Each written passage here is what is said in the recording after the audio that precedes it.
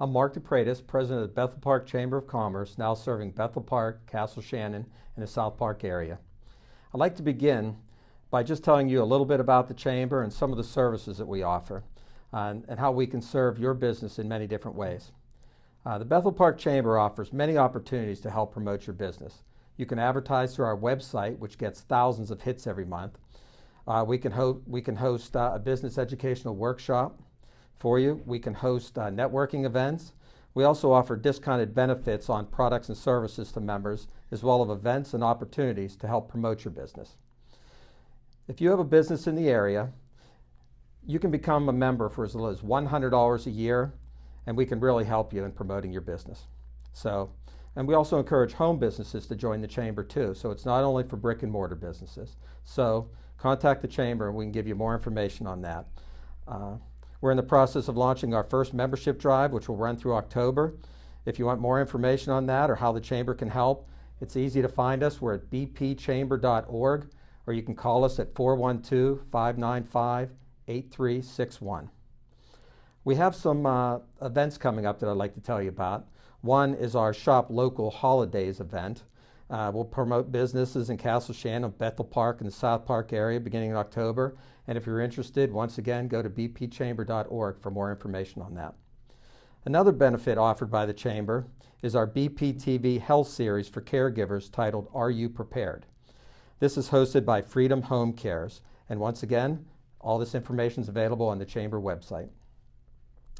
Another event that we're excited to host is the EduCare Workshop on September 23rd at the Crown Plaza Hotel. It's going to be held from 11:30 to 1:30.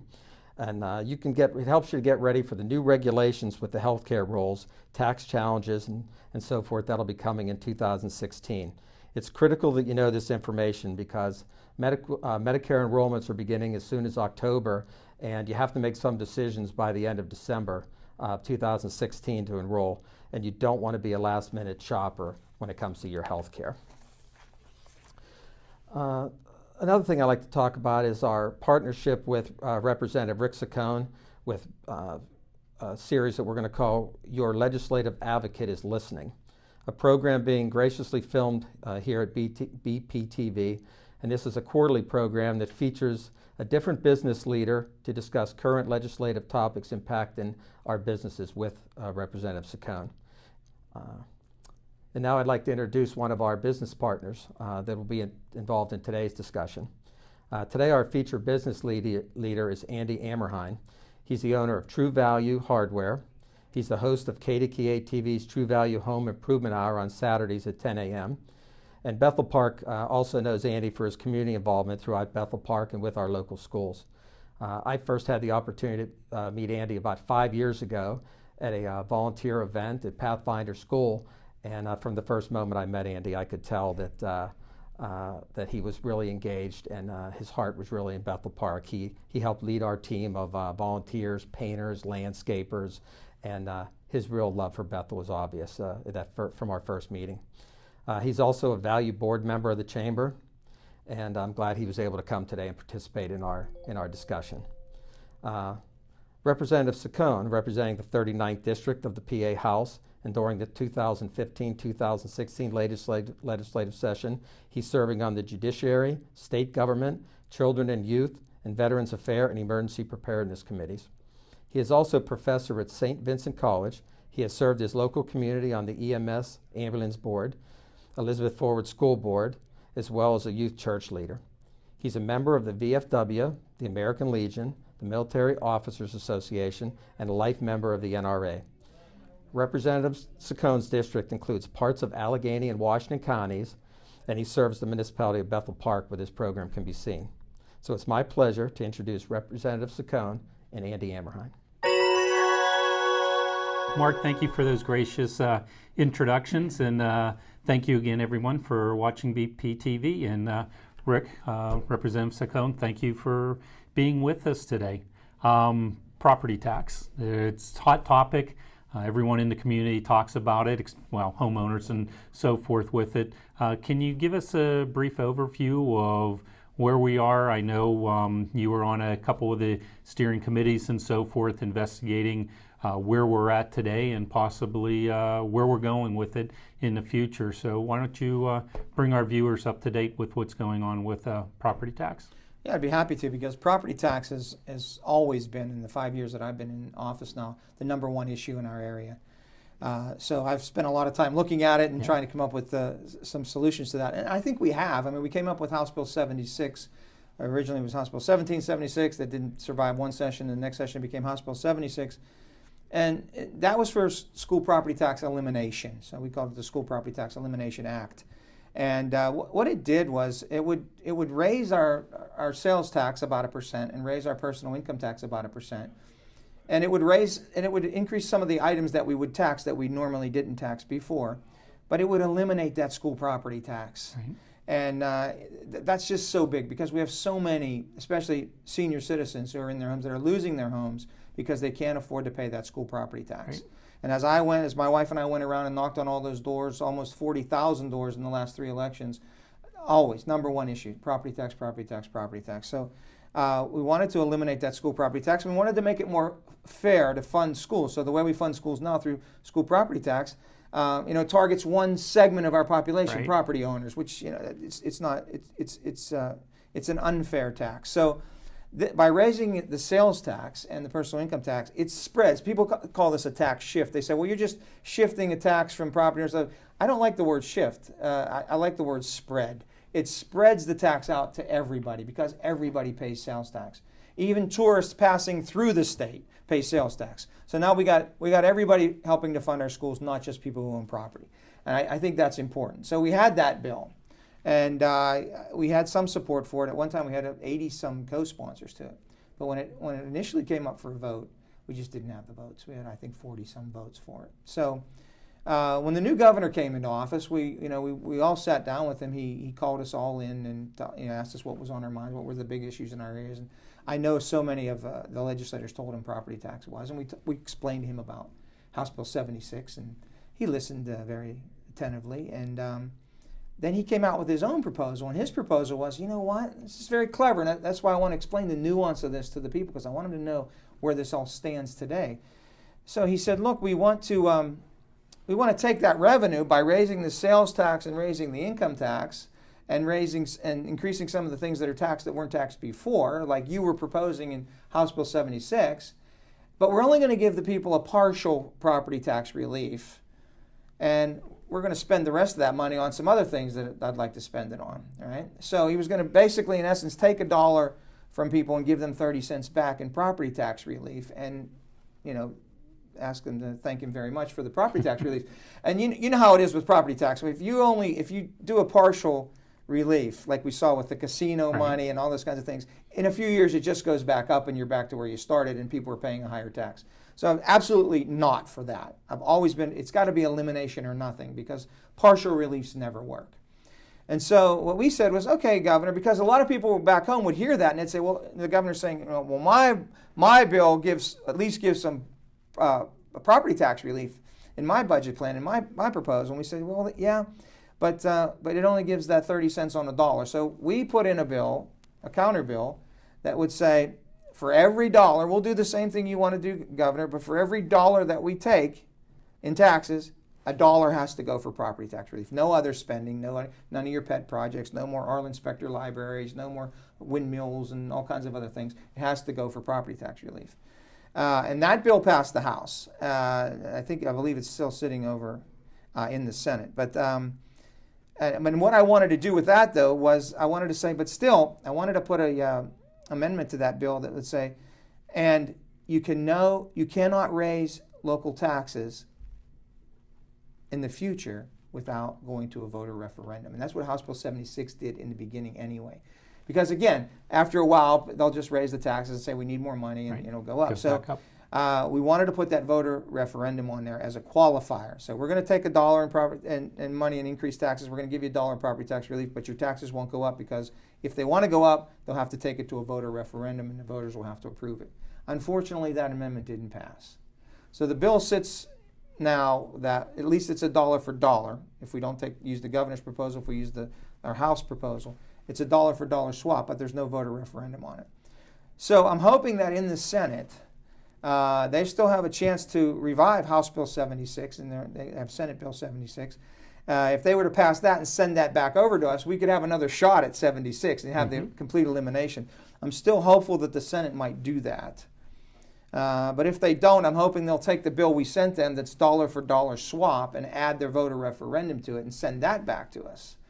I could live with that, and I think the taxpayers would be happy with that because they'd be getting some relief, and there would be a sort of a guarantee that their taxes wouldn't go up in the longer term, in 2-3 years out. So I think that's where we sit right now, and we have this battle of rhetoric going on between the governor and the legislature about who's giving property tax relief, who isn't, and where the money's going, what's being spent on. We've passed the budget, as you know, and I think it was a very good budget.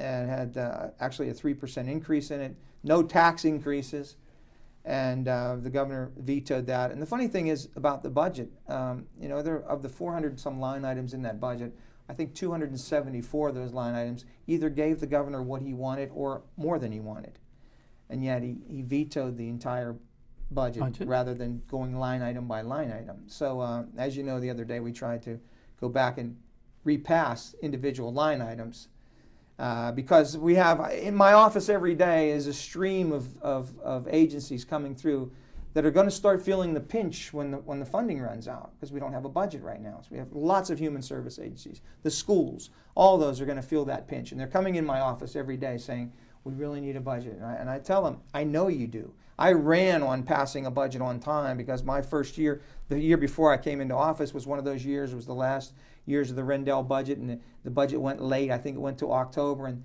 all the human service agencies were feeling that pinch.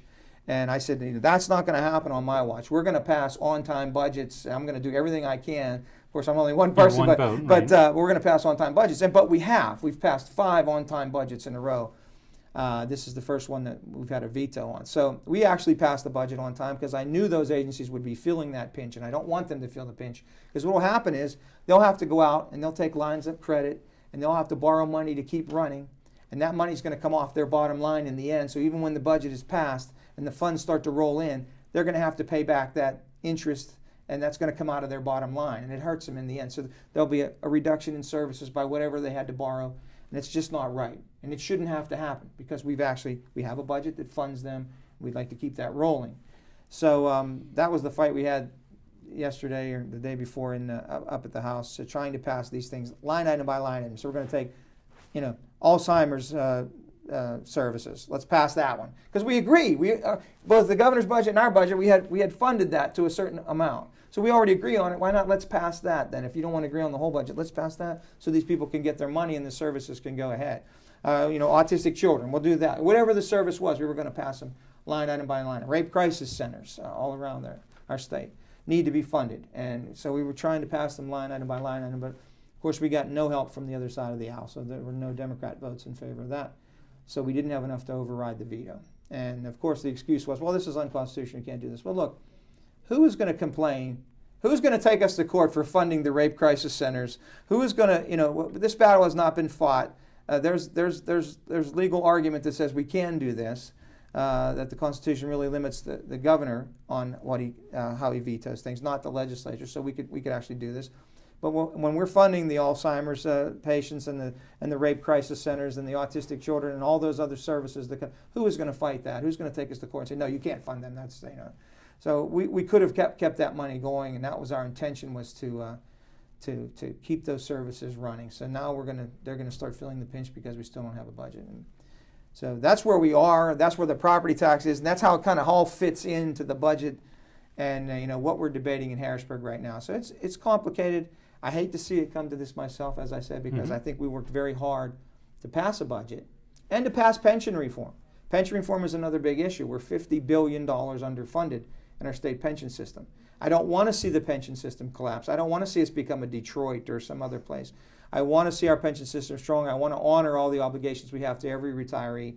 So we proposed some modest reforms, which basically affected new employees, putting them on a 401k style plan, similar to what you have in the private sector, similar to those people who are funding the pension program, the risks they take in the private sector with their private plans, their 401k plans, similar risks to that we would put the new public sector employees only on that same type of a plan. Of course, the unions are against that, and so the governor's against that, and so he vetoed that bill also. And the third bill that he vetoed was the liquor privatization bill, which is overwhelmingly popular, over 80% in our district here, and across the state it's about very similar. So again, most people realize we should be out of the liquor business. The government shouldn't be advocating for liquor to raise revenue and at the same time trying to dissuade people from drinking so that they don't get in trouble and they don't have accidents and DUIs and drink all those problems that are associated with drinking. The government should be out of the business of liquor, and we'll actually make more money on it by putting it in the private sector, and we'll probably increase sales. There's lots of studies that show us that sales will increase. We'll lose the bleed off that goes to other states that have private systems. So those three bills we sent up, and those three bills have been vetoed. So we're kind of at loggerheads right now. We haven't given up. We'll keep talking and keep trying to find some common ground, but that's where it stands today. Okay. Well, if the tax reform bill is passed at the, you said it's the House has it? Yeah, the House passed the bill and sent it over to the Senate. So the Senate has it now. Now, if the Senate passes it, you still have to get the governor to sign off on it. Still have to get the governor to sign off. Your gut feeling, is that going to happen? I think it wouldn't happen if we just did it that way. But I think with the pressure from the people, I think it would happen. I think the governor labors under a misperception because I've heard him say it, that he has this mandate to raise all these taxes on people. And nobody I know, this year alone would have been a $5 billion tax increase. I haven't found the citizen yet come up to me and say, yeah, I'm good with that. I'm good with that. Yeah, raise the $5 billion. No, they're all right with it if we eliminate another tax. If it was dollar for dollar swap, that's right. Okay, you can raise my tax here if you're getting rid of another tax. But no, don't raise my taxes just so you can spend more in Harrisburg. Because we spend enough in Harrisburg. You send enough money to Harrisburg to fund the government. And you should not send another penny to Harrisburg. I say it every town hall meeting until we spend the money that you send us wisely. There's plenty of money there. Force us to spend that money wisely. Don't listen to politicians who ask you for more money. We have enough money there to fund the services that we need, and we have been funding them. We need to keep doing that, and we need to find ways to spend that money better and more efficiently. Well, if the Senate passes and the governor vetoes it, what's your plan next? I don't think there is a plan past that, but I have a feeling that if we actually passed a property tax reform measure, if House Bill 76 actually passed, for example, I think we would have the votes to override that. It's just my gut feeling because that's a bipartisan effort. We have a lot of Democrat support for House Bill 76 in the House and the Senate. So we need basically 14 Democrats to override a governor's veto with all of the Republicans voting for it. I think they're on property tax reform, specifically 76. I think there might be those votes, especially if the people contact their legislators and say, I want you to eliminate the school property tax. I'm willing to pay a little more in sales tax and a little more in personal income tax to have that burden lifted off me, to be safe in my home, the home that I've saved all my life for, the home that I've paid 40 years on, and now I may be living alone. Many people that I knock on their door, there may be a wife living alone, her husband's passed away, she's just trying to hang on to that home, and she's making $800, $1,000 a month on her husband's pension or whatever it is that she has left, the investments, and that property tax is eating away at that, and she can't afford to do it. I think those people would contact their legislators and say, I want you to eliminate that property tax. We need to be safe in our homes. Well, if that passes, what does it mean to this, like Bethel Park School District or South Park School District, our viewers today? What does that mean for the school districts? It's a dollar for dollar swap. It doesn't hurt the school district. So they get every dollar that they're getting now, the same baseline they would be getting the same amount of money. Now in the future, and they would get any increases according to the index with inflation that we get from sales tax.